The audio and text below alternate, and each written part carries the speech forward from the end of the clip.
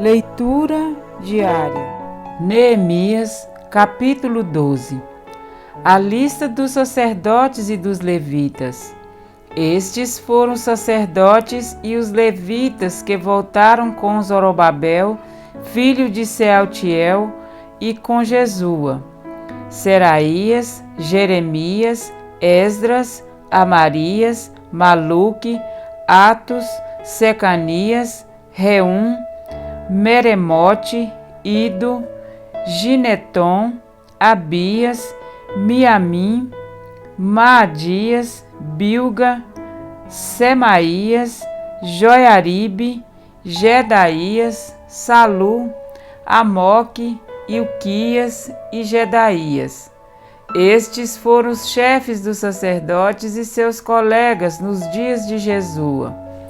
Os levitas foram Jesua, Binui, Cadmiel, Serebias, Judá e também Matanias, o qual com seus colegas estava encarregado dos cânticos de ações de graças. Bequebuquia e Uni, seus colegas, ficavam em frente deles para responder-lhes. Jesua foi o pai de Joiaquim, Joiaquim foi o pai de Eliasibe, Eliasibe foi o pai de Joiada, Joiada foi o pai de Jonatas, Jonatas foi o pai de Jadua.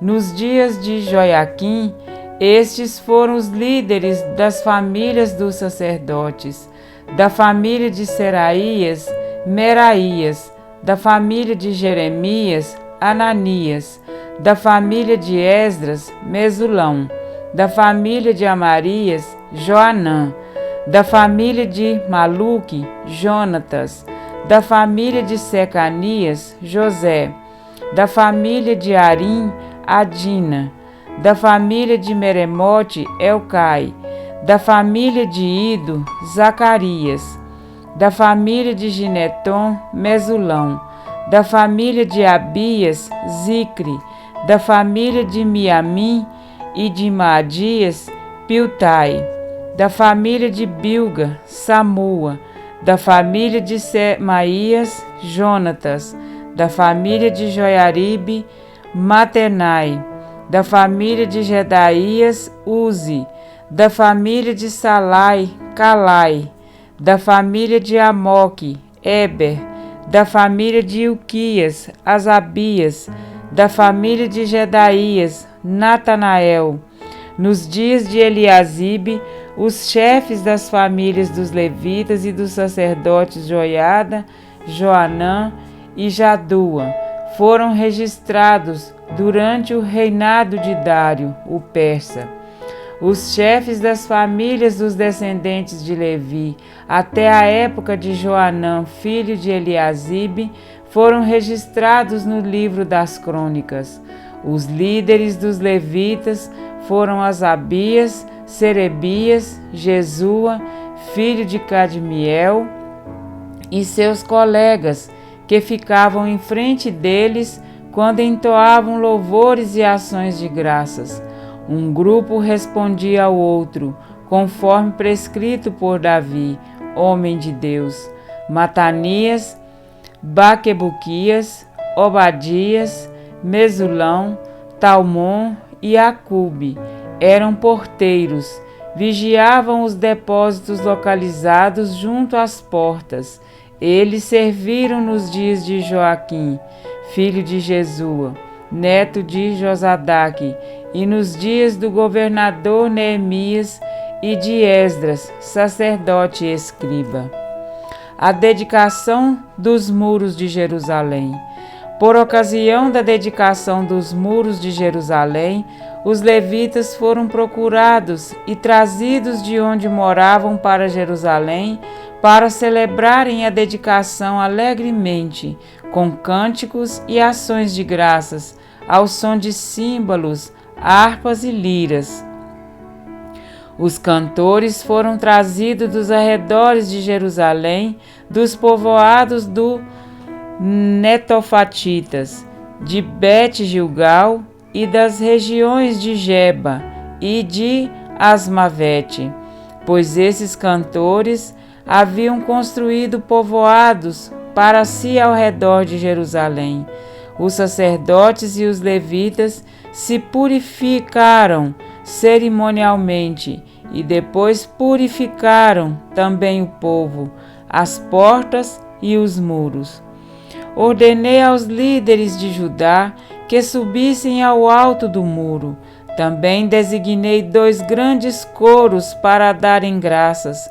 Um deles avançou em cima do muro para a direita até a porta do esterco. Osaías e metade dos líderes de Judá o seguiram. Azarias, Esdras, Mesulão, Judá, Benjamim, Semaías, Jeremias e alguns sacerdotes com trombetas, além de Zacarias, filho de Jonatas, neto de Semaías, bisneto de Matanias, que era filho de Micaías, neto de Zacur, bisneto de Asaf, e seus colegas Semaías, Azariel, Milalai, Galalai, Maai, Natanael, Judá e Anani, que tocavam os instrumentos musicais prescritos por Davi, homem de Deus. Esdras, o escriba, ia à frente deles. À porta da fonte, eles subiram diretamente os degraus da cidade de Davi, na subida para o muro, e passaram sobre a casa de Davi, até a porta das águas, a leste. O segundo coro avançou no sentido oposto. Eu os acompanhei quando iam sobre o muro. Levando comigo a metade do povo, passamos pela torre dos fornos até a porta larga, sobre a porta de Efraim, a porta Gesana, a porta do peixe, a torre de Ananeel e a torre do Sem, indo até a porta das ovelhas. Junto à porta da guarda paramos. Os 2 coros, encarregados das ações de graças, assumiram seus lugares no templo de Deus, o que também fiz, acompanhado da metade dos oficiais e dos sacerdotes, Eliaquim, Maacéias, Miamim, Micaías, Elionai, Zacarias e Ananias, com suas trombetas, além de Maacéias, Semaías, Eleazar, Uzi, Joanã, Malquias, Elão e Ézer. Os coros cantaram sob a direção de Jezraías, e naquele dia, contentes como estavam, ofereceram grandes sacrifícios, pois Deus os enchera de grande alegria. As mulheres e as crianças também se alegraram, e os sons da alegria de Jerusalém podiam ser ouvidos de longe. Naquela ocasião, foram designados alguns encarregados dos depósitos, onde se recebiam as contribuições gerais, os primeiros frutos e os dízimos. Das lavouras que havia em torno das cidades, eles deveriam trazer para os depósitos as porções exigidas pela lei, para os sacerdotes e para os levitas. E, de fato, o povo de Judá estava satisfeito com os sacerdotes e os levitas que ministravam no templo. Eles celebravam o culto ao seu Deus e o ritual de purificação, dos quais também participavam os cantores e os porteiros, de acordo com as ordens de Davi e do seu filho Salomão. Pois muito tempo antes, nos dias de Davi e de Asaf, havia dirigente dos cantores e pessoas que dirigiam os cânticos de louvor e de graças a Deus.